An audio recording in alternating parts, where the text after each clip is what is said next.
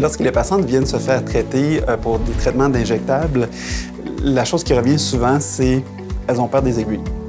En fait, quand on fait des traitements d'injectables, on utilise différents types d'outillage. Ça peut être effectivement des aiguilles qui peuvent être très, très petites, comme par exemple dans le cas du Botox, ou des aiguilles un petit peu plus volumineuses pour aller placer un produit.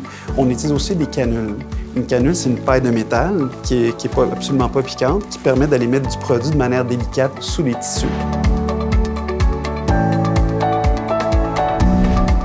Il y a des gens qui ont un seuil de douleur qui est très bas, d'autres sont très élevés, qui tolèrent très bien la douleur.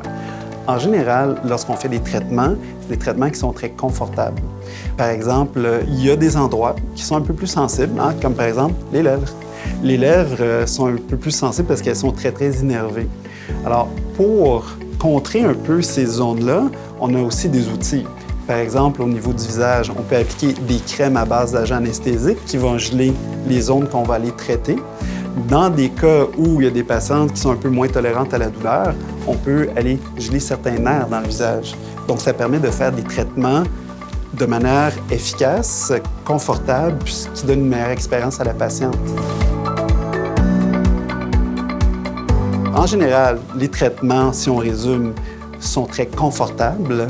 Il y a des zones qui sont un peu plus tannantes, mais on a des moyens de réduire cette expérience-là pour en faire une bonne expérience.